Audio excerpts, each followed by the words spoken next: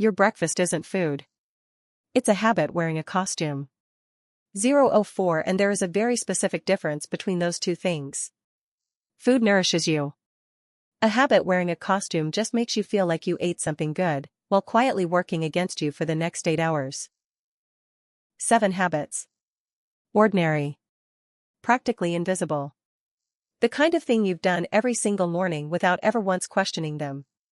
But in Japan, people don't just avoid these habits, they look at them and genuinely don't understand how anyone eats this way every day. Stay with me until habit number 7, because number 7 is the one that explains why the other 6 exist in the first place. Without understanding it, you'll fix one habit and the rest will quietly stay in place. With it, your entire relationship with breakfast changes in a single morning.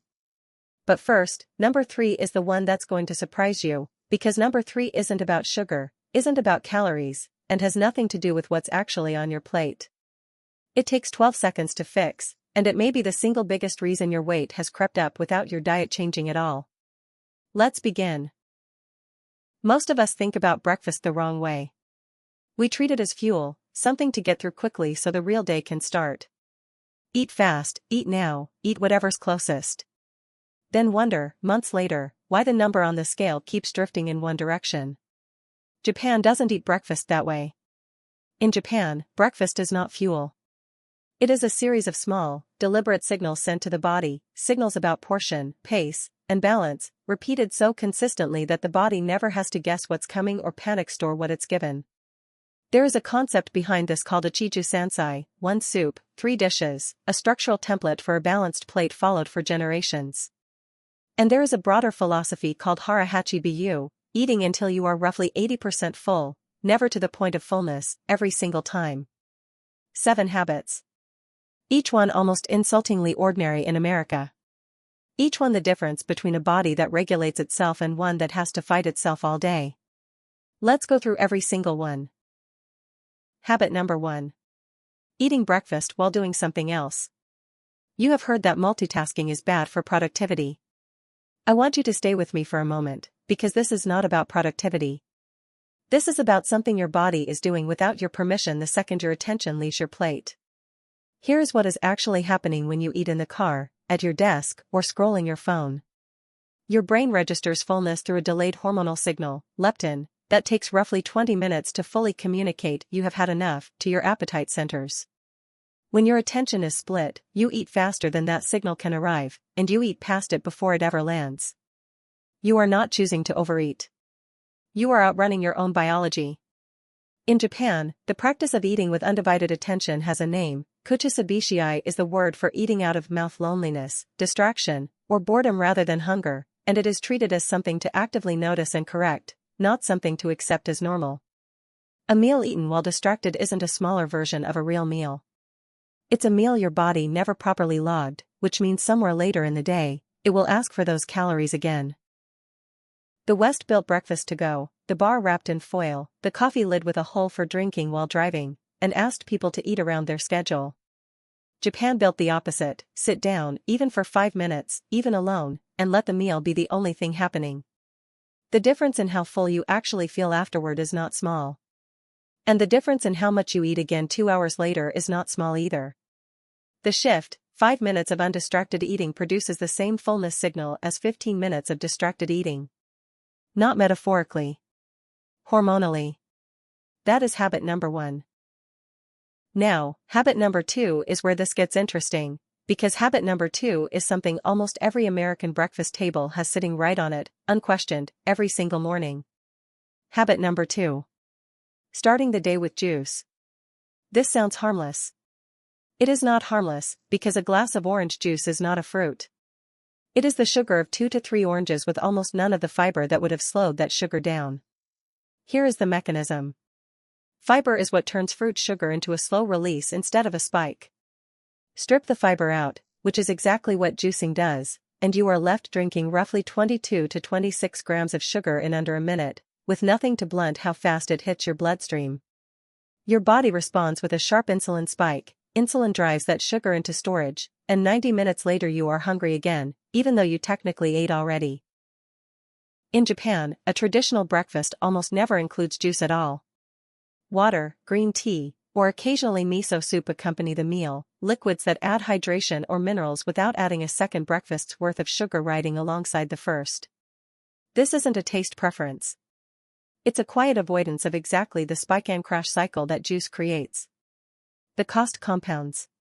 A daily juice habit isn't one bad choice, it's roughly the same insulin spike, 5 to 7 mornings a week, every week, for years. Your body doesn't remember it as just juice. It remembers it as a pattern. The shift, the calories in a glass of orange juice and a piece of fruit can be identical. The metabolic response is not even close. Drink the sugar, spike and crash. Eat the fruit, stay steady for hours. That is habit number 2. Now, habit number 3, the 12-second habit I told you about at the beginning. Stay right here, because this one is going to sound too small to matter, and then you'll notice it every single morning for the rest of your life. Habit number 3. Eating standing up. After you pour the cereal, after you grab the bar off the counter, after the toast pops, most Americans eat breakfast standing at the counter or the kitchen island, plate in hand, moving. 12 seconds is roughly how long it takes to sit down. Almost nobody does it. Slow down here, because I know what you're thinking. You're thinking that where you eat breakfast can't actually change how much of it you eat. Here's what it's actually doing. Research on eating behavior has consistently found that standing while eating is associated with faster eating speed and reduced awareness of portion size. Your body processes a meal eaten on the move as a lesser event than one eaten seated, which means the same fullness cues arrive weaker and later. In Japan, there is a structural habit behind this, the shibudai, the low table that breakfast is traditionally eaten at, seated, even in the smallest apartments. Sitting down for a meal, however brief, is treated as the boundary that separates eating from just having something. The West turned breakfast into something you do while getting ready. Japan kept it as something you stop and do. Here is the compounding effect. If you eat breakfast standing up 300 mornings a year, and each of those meals registers as slightly less real to your body's fullness system, you are not eating 300 breakfasts. You are eating 300 meals your body only half counted. And a body that only half counts breakfast will ask you to make up the difference by 11 a.m. The shift, a seated breakfast, 12 seconds slower to start, produces a stronger satiety signal than a standing one, every single time. 12 seconds now closes a hunger gap you'd otherwise be fighting for the rest of the morning. That is habit number 3. And now habit number 4, and this one builds on everything we've covered so far in a way that will completely change how your pantry looks. Habit number 4. Treating cereal as a health food. Every single morning, millions of Americans reach for a bowl with a cartoon character on the box, convinced they're starting the day right because it says whole grain, or fortified, or low fat, somewhere on the front. Here is why the label doesn't match the reality. Most popular breakfast cereals, even the ones marketed toward health, carry 10 to 15 grams of added sugar per serving before milk even goes in. And the serving size listed is almost always smaller than what actually ends up in the bowl. Double the real portion, and you've quietly doubled the sugar too. Combine that with refined grains stripped of much of their fiber, and you have a meal built almost entirely around fast-digesting carbohydrate, dressed up as balanced. In Japan, breakfast almost never centers on a single sweetened starch. The Ichiju Sansai structure, 1 soup, 3 dishes, deliberately spreads a meal across protein, vegetables, and a modest portion of rice, so no single fast-digesting food dominates the plate and drives the blood sugar response alone. It's not that Japanese breakfasts avoid carbohydrates. It's that carbohydrates are never eaten by themselves. The West built a breakfast category, cereal, entirely around speed and sweetness, then marketed it as nutrition. Japan never separated fast from balanced. Breakfast was built to be both from the start. The shift, a bowl of sweetened cereal and a plate with protein, vegetables, and a small portion of rice can carry similar calories. One spikes and crashes you by mid-morning. The other holds you until lunch without a single snack in between. That is habit number 4. Now, habit number 5 is the one most people never even think to question, because it doesn't feel like a breakfast habit at all. Habit number 5. Making coffee the actual breakfast. Black coffee, maybe with cream and sugar, consumed instead of food, sometimes for hours, until lunch. This is treated in America as normal, even disciplined, skip the food, save the calories. Here is the mechanism working against that logic. Coffee on an empty stomach raises cortisol, and elevated morning cortisol combined with caffeine's own appetite-suppressing effect creates a short window where you genuinely don't feel hungry, followed by a much sharper hunger rebound once the effect wears off, usually mid to late morning. You haven't skipped a meal's worth of calories. You've delayed them and made yourself more likely to overeat once hunger actually breaks through. In Japan, the concept of shokiku, food education, treats regular, structured mealtimes as something taught from childhood, not optional depending on how busy the morning is. Coffee or tea accompanies a meal. It is very rarely the meal. The cost here is specific to the coffee-only pattern. Skipping real food while running on caffeine trains your body to associate mornings with a stress signal instead of a nourishment signal, and a body that starts the day stressed tends to hold on to fat rather than release it. The shift, coffee instead of breakfast, doesn't create a calorie deficit. It creates a calorie delay, and a delayed calorie almost always comes back as 2. That is habit number 5. And now habit number 6, which is where portion size finally gets addressed directly, because everything up to this point has quietly been circling it. Habit number 6. Eyeballing the portion instead of the plate. American breakfast portions are rarely measured. A bowl of cereal, a couple of eggs, a bagel that's not that big, everything estimated, and estimated generously, because there's no visual reference telling you otherwise. Here's what's happening without a reference point. Plate and bowl size directly distort how much food looks like enough. A portion that fills a large American bowl can be 30 to 50% more food than the same portion would look like in a smaller dish, and your brain uses how full the container looks, not the actual gram count, as its main cue for whether you've had enough. In Japan, breakfast is traditionally served across several small, distinct dishes rather than one large bowl or plate. This isn't aesthetic. A small dish of protein, a small dish of vegetables, a small bowl of rice, a small bowl of soup, each one looks appropriately full at a modest portion, because it was never sized to hold more. The Western single large plate model does the opposite. It makes a large portion look like the reasonable baseline. The shift, the same amount of food, served across smaller dishes instead of one large one, registers as more satisfying and more enough to your brain, without changing a single calorie. That is habit number 6. Now, habit number 7, the one I told you at the very start, explains why the other 6 exist. Stay here, because this is the most important thing in this entire video.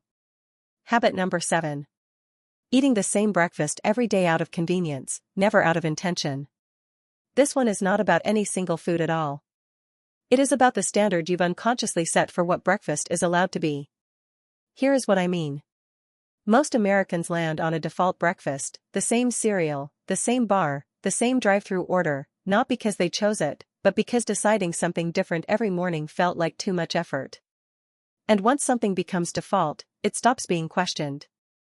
You stop asking whether it's serving you. You just keep doing it, because doing it requires zero thought. Japan approaches this differently, through the idea of washaku, not a single dish, but a whole philosophy of balance repeated meal after meal, varied slightly day to day, but never on autopilot. Breakfast is small enough to prepare with intention daily, precisely because no single component is elaborate. It's the opposite of the American trade-off, where convenience requires sacrificing balance. In the Japanese model, balance is the convenience, because the format is simple enough to repeat without becoming a chore. The shift, you don't need a better breakfast recipe. You need a breakfast structure, protein, vegetables, a modest carbohydrate, eaten seated, without distraction, that's simple enough to default to on autopilot, the same way cereal became your default without you ever choosing it on purpose. That is habit number 7. Here is everything in one breath. Eat sitting down, undistracted, every time. Skip the juice, keep the fiber. Give yourself 12 seconds to sit before the first bite. Stop trusting the cereal box label, build the plate instead. Let coffee accompany a meal, not replace one. Use smaller dishes so the same food looks and feels like enough. And build a repeatable structure, not a default you never chose. 7 habits. None of them require a special ingredient you don't already own. None of them require giving up breakfast. Every single one begins tomorrow morning, the next time you reach for the coffee pot or the cereal box without thinking. Your breakfast isn't wrong because you're undisciplined. It's wrong because nobody ever handed you these 7 habits before. American food culture handed you the other 7 instead. Now you have them. So here's what I want from you before you close this video. Right now, tell me in the comments which one of these 7 is the habit your mornings are most guilty of. Is it number 2, is there a glass of orange juice sitting on your counter right now? Is it number 5, did you skip food entirely today and just run on coffee?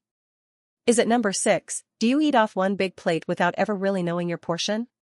Tell me the number, 1 through 7, in the comments right now, because naming it is the first step, and someone reading your comment might recognize their own morning in it and finally decide to change it. If this changed how you think about breakfast, send it to the one person in your life whose plate you've quietly worried about. They're 7 small habits away from a morning that actually holds them until lunch. I'll see you in the next one.